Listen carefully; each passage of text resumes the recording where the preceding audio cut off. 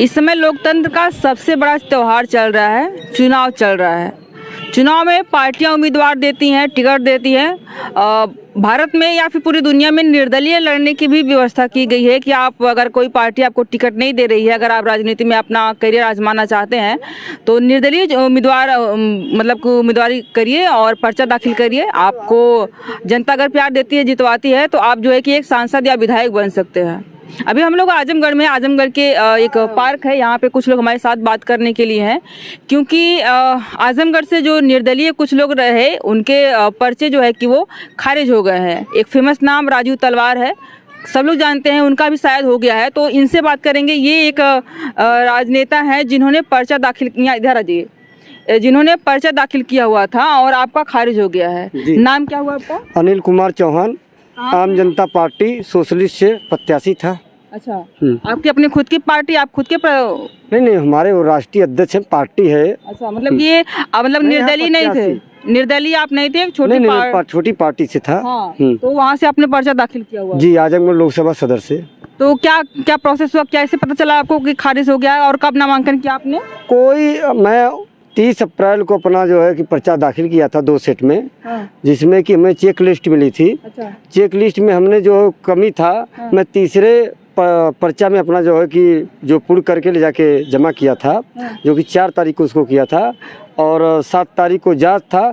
7 तारीख को 12 बजे तक मेरे पर्चे को ओके दिखाया जा रहा है। शाम 4 बजे फिर बताया जा रहा है कि आपका पर्चा खारिज किया जा रहा है। हाँ। रीजन भी बताए होंगे ना? रीजन कोई नहीं, कॉलम खोली 12 बजे तो सही था और शाम 4 बजे 7 तारीख को खारिज बताया जा रहा है।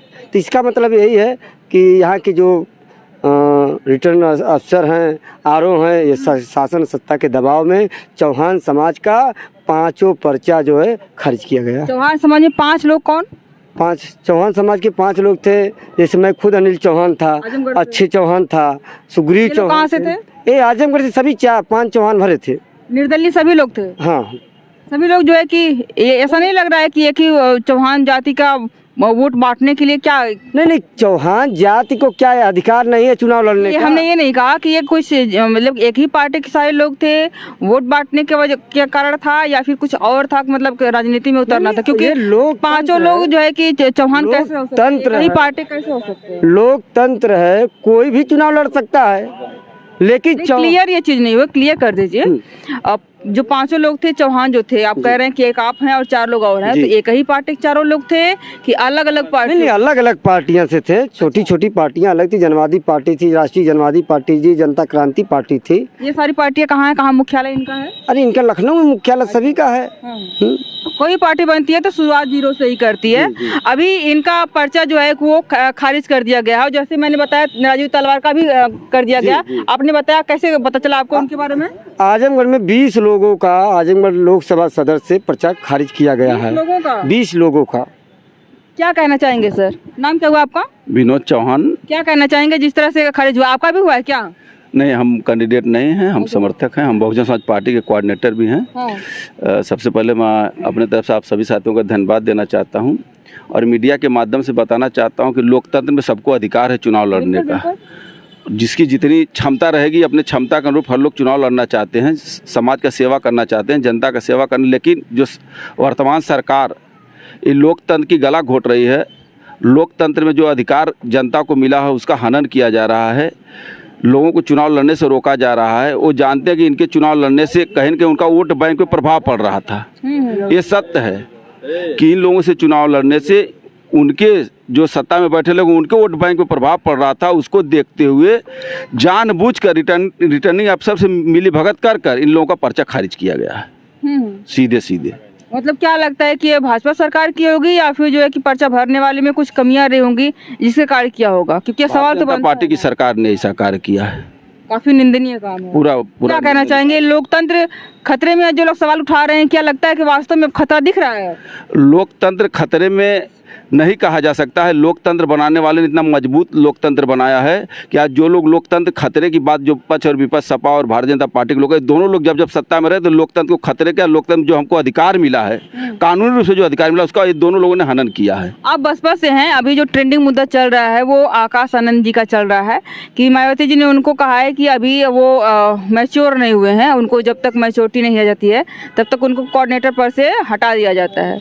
इस पे अलग अलग पार्टियों का अलग अलग बयान आ रहा है, आपका क्या कहना है? सबसे पहले मैं आपको बता दूं कि बहुजन समाज पार्टी की राष्ट्रीय अध्यक्ष किसी के भी दबाव में नहीं कार्य करती हैं, चाहे वो परिवार का हो, चाहे बाहरी हो, चाहे कितना बड़ा कोई लीडर हो। आरोप लग रहा है कि भाजपा के दबाव में आकर के, भाजपा के वजह से, इसीलिए मैं आपको बता दिया, पहले ही इसका जवाब मैंने आपको दे दिया कि बीएसपी की जो, आपको लगा था कि ये सवाल यही होगा? हाँ, तभी तो मैं आपको बता दिया कि कहीं अंदर में बात यही है। बीएसपी सुप्रीमो किसी के दबाव में, बहुत बड़े बड़े लीडर, अभी स्वामी प्रसाद मौर्य जी का भी नाम आप लोगों ने सुना होगा, आप ही लोगों के माध्यम से हम लोग भी, वो भी लोग वहाँ सर मस्तक कर दिए, लेकिन माने बहन जी ने उनको भी अंदर प्रवेश नहीं दिया पार्टी के अंदर। ये तो आरोप लग रहा है ना कि जहाँ जहाँ भी भाजपा के वोट काटने की बात हो रही है वहाँ वहाँ मायावती जी ने अपना जो है कि कैंडिडेट बदल दिया है। कई बार इतना ज़्यादा कैंडिडेट 2024 के चुनाव में बदला है कि ये रिकॉर्ड एक स्तर पे मतलब नामित हो सकता है मायावती जी के नाम पर कि उन्होंने ये 2024 के चुनाव में इतना कैंडिडेट बदला। आजमगढ़ में खुद 3 कैंडिडेट बदले गए। सबसे पहले आपको बता दूं कि आप जानते हैं हर राजनीतिक दल अपने अपने कैंडिडेट देते हैं, तो जिसको टिकट देते हैं उनका वोट, और राजनीतिक दलों का पहले काहे नहीं देखते हैं? जैसे भीम राजभर की बात कर रहे हैं तो पहले काहे नहीं देखा कि भीम राजभर एक अच्छे कैंडिडेट हैं या नहीं, इनको यहाँ से देना चाहिए या नहीं? पहले ही सुनिश्चित कर लेते हैं ना कि राबिया जी के पति को दिया जाएगा। देखिए, टिकट काटना या तो हर राजनीतिक दल के अंदर है, किसका नहीं कटा है तो तभी उठता है ना। तो ये चलता है, जैसे कुछ वर्करों की नाराजगी होती है, कुछ क्षेत्रीय दबाव होते हैं, कुछ परिस्थितियां ऐसी करा देती हैं कि बड़े नेताओं को, लीडर जो राष्ट्र सुप्रीमो को निर्णय लेना पड़ता है कि कौन साथी कहाँ जाके सेट होगा, कौन कहाँ लड़ेगा और कहाँ हम लड़ाएंगे, किस समाज का लड़ाएंगे, तो कुछ उनका कुछ हमारा वोट जो हम पार्टी को मजबूती के स्तर पर लेकर चुनाव जीत सके। एक चीज़ ये भी दिख रही है कि जिस तरह से आकाश आनंद जी ने 2 रैलियों में जो FIR उन पे हुई है, जिस तरह से तालिबान से तुलना करी, एक आतंकवादी पार्टी से तुलना करी, लेकिन बीजेपी का कोई भी इस पे टिप्पणी नहीं आई कि भाई उन्होंने ऐसा क्यों कहा, जबकि कांग्रेस की एक ही बात होती है, वो मन से बार बार कहते हैं कि कांग्रेस ने कहा, कांग्रेस ने वो कहा।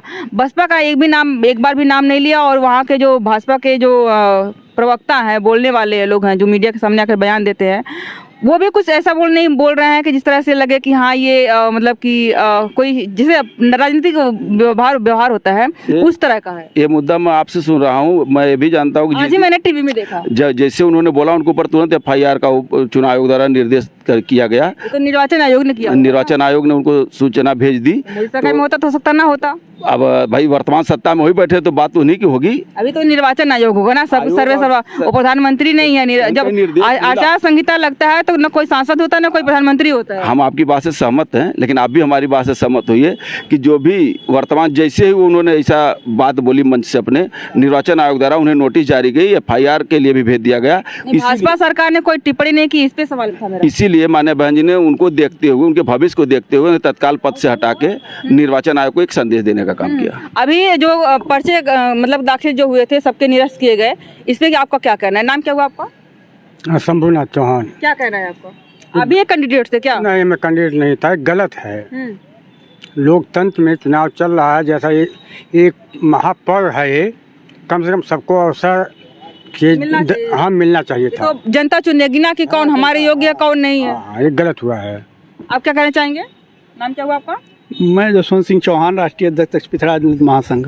क्या आपका भी पर्चा कटा है क्या? नहीं, मेरा पर्चा नहीं कटा है, मेरा भी कैंडिडेट था, उसका भी पर्चा खारिज हुआ है। अच्छा। सही है, लेकिन जो ये पर्चा खारिज हुआ है केवल आजमगढ़ में इस तरह का जो कार्य, आजमगढ़ में 20 बता रहे हैं लोग, अगर हुआ है तो ये पूरे भारत में कितना हुआ होगा? नहीं, कोई अनुमान भी नहीं लगा सकता। नहीं, कोई उसका आप आकलन नहीं कर सकते, लेकिन ये भारतीय जनता पार्टी यह चाह रही है, उसका यह मकसद है। कहीं न कहीं उसको डर थी कि अगर ये चौहान लड़ रहे हैं तो निश्चित रूप से चौहानों का 3 लाख वोट है, 3 लाख वोट है। अगर 3 लाख वोट पूरे चौहान आपस में बांट लेंगे तो भारतीय जनता पार्टी कम से कम 1 लाख से अधिक वोटों से चुनाव हार जाएगी।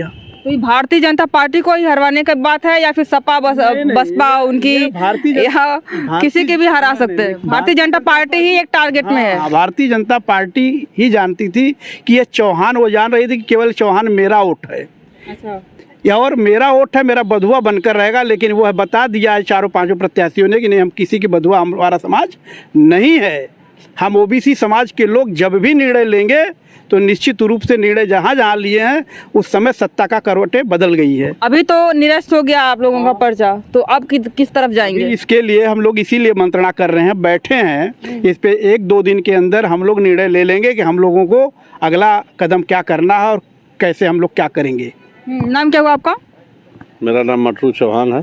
सब लोग चौहान यहाँ बैठ कर मीटिंग कर रहे हैं, तो चौहान का वोट कटा है, आजमगढ़ से 5 चौहानों का वोट कटा है अलग अलग पार्टियों से, आपका भी कटा है? नहीं, मैं प्रत्याशी नहीं, मैं पार्टी का जनता क्रांति पार्टी राष्ट्रवादी का संगठन मंत्री हूँ। अच्छा जी।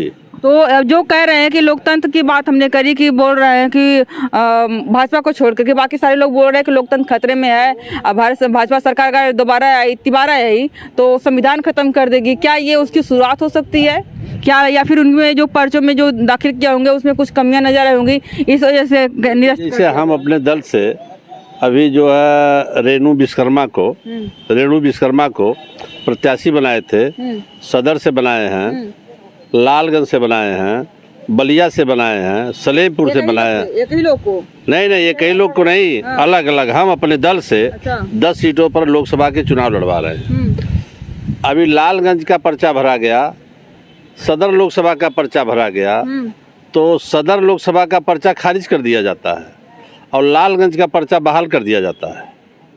एक ही भाजपा वहाँ जीतना नहीं चाहती क्या? लालगंज में अब जीतना चाहती है कि नहीं चाहती है, अब तो भाई उसके बारे में समय बताएगा। अभी तो बटन दबनी बाकी है। तो हम लोग जैसे अभी आपने कहा कि वहाँ का निरस्त नहीं किया, यहाँ का निरस्त कर दिया गया। तो भाजपा वहाँ नहीं जीतना चाहती कि वहाँ का नहीं निरस्त किया, यहाँ का निरस्त कर दिया, यहाँ जीतना चाहती है? दोनों जगह हमारा बताने का जो मकसद है, एक ही आदमी दोनों पर्चा भरा, दोनों पर्चे की फोटोकॉपी हमारे पास है, सब कुछ रेडी है। और जब वहाँ हम जा कर के पूछते हैं कि हमको चेकलिस्ट दे दीजिए, तो वो चेकलिस्ट हमको देने से इनकार कहते हैं कि आप जाइए, आपका पर्चा वैध है, निरस्त नहीं होगा। क्यों आप इतना परेशान हैं? आप जाइए। हमारा जिला अध्यक्ष मौर्य जी 3 बार गए, तीनों बार उनको हटा दिया गया कि आपका पर्चा वैध है, आप परेशान मत होइए। वो चेक लिस्ट मांगने के लिए जा रहे हैं, समझ जा रहे हैं, लेकिन उनको चेक लिस्ट पर नहीं दिया जा रहा है, प्रशासन द्वारा धक्का मार के हटा दिया जा रहा है। तो इस बिंदु पर हमने कहा कि जो वकील साहब ने लालगंज का पर्चा भरा और सदर पार्लियामेंट का पर्चा भरा, वहाँ का पर्चा ओके हो जा रहा है और सदर का पर्चा निरस्त किया जा रहा है। दोनों का फोटो रजिस्टर मेरे पास है, सारे प्रूफ मेरे पास है। हम दिखाने को चिल्लाते हैं, हमारी रेणु विश्वकर्मा को धक्का मार के वहाँ से भगा दिया जाता है। हाँ, ऐसा हुआ। हाँ, जो कि आचार संहिता लगा है, जो उम्मीदवार है कम से कम उसको थोड़ी सी रिस्पेक्ट मिलनी चाहिए ना, कि हो सकता है भाभी सांसद विधायक हो जाए। तो ऐसा हुआ हम लोगों के साथ। क्या कहना चाहेंगे मोदी सरकार को? मोदी सरकार ने किया है कि निर्वाचन आयोग ने किया है? मोदी सरकार, निर्वाचन आयोग, जो मोदी सरकार है, मोदी सरकार के सारे लोग इशारे पर चलते हैं, चाहे वह निर्वाचन हो, चाहे यहाँ का डीएम हो, चाहे यहाँ का एसपी हो, चाहे जो भी हो, चाहे भी जो भी है, वह मोदी सरकार के बदौलत चलते हैं, उनके इशारे पर चलते हैं। योगी भी हो सकते हैं ना, कि आजमगढ़ है और योगी सरकार सत्ता में है, अभी मुख्यमंत्री सकते हैं, योगी हो सकते हैं, मोदी हो सकते हैं, सारे लोग हो सकते हैं। मतलब ये तो दिक्कत तो है ही। अभी जो है कि आपका निरस्त हो गया है पर्चा, तो अगला कदम क्या होगा आप लोगों का? अगला कदम यही होगा कि अभी सारे प्रत्याशियों से बात हो रही है, हम लोग जो भी डिसीजन लेंगे चौहान समाज के हित में लेंगे। जो चौहान समाज को हिस्सेदारी भागीदारी दे रखा है, हो सकता है संभवतः हम लोग उसके साथ जा सकते हैं। तो आगे कार्यवाही वैसे ही करेंगे। तो प्रशासन से क्या आश्वासन मिला है कि प्रशासन से क्या उम्मीद किया जाए, कौन सा उम्मीद किया जाए? प्रशासन ने कहा होगा, नहीं कोई रीजन तो दिया होगा ना कि ये आपके में कमियां थी? अभी तक हम लोग पूछा नहीं, आपने सवाल नहीं किया कि अभी तक हम लोग को नोटिस नहीं मिली, आदेश नहीं मिला कि किस रीजन पे जो है कि तो फिर कैसे पता चला कि ये निरस्त हो गया? वो उन्होंने बताया डीएम साहब। अच्छा, तो आपने सवाल नहीं किया? नहीं, मौका कहाँ मिले? सवाल करेंगे डंडा खाएंगे, सवाल करेंगे डंडा खाएंगे। ये भी दिक्कत है। जब यहाँ का डीएम पार्टी का एजेंट बनकर बैठा हुआ है, उसको वह शपथ लेता है भारतीय संविधान का जिसमें डीएम होता है, उसको खुद नहीं मालूम है कि मैं क्या कर रहा हूँ, डंडा मरवाता है, इसके बाद में कहता भाग जाओ। तो मैं इसके यहाँ के डीएम से क्या अपेक्षा किया जा सकता है? ये तो है ही। एक लोकतंत्र की सबसे बड़ी जो बड़ा त्यौहार होता है उसमें एक चीज़ जो है कि सामने आई है। आजमगढ़ से 20 प्रत्याशियों का पर्चा जो निर्दलीय में थे या किसी छोटी मोटी पार्टी से थे उनके निरस्त कर दिए गए हैं। ये लोग आरोप लगा रहे हैं कि भाजपा सरकार ने किया है, निर्वाचन आयोग ने किया है। आपको क्या कहना है? आप लोग कमेंट कर जरूर बताइएगा। लोकतंत्र की खतरे की बात जहाँ से मैंने शुरुआत करी थी, आपको क्या लगता है कि वास्तव में ये खतरा शुरू हो गया है या खतरे की पहली निशानी है? कमेंट करके जरूर बताइएगा। आज के लिए बस इतना ही। बहुत बहुत धन्यवाद।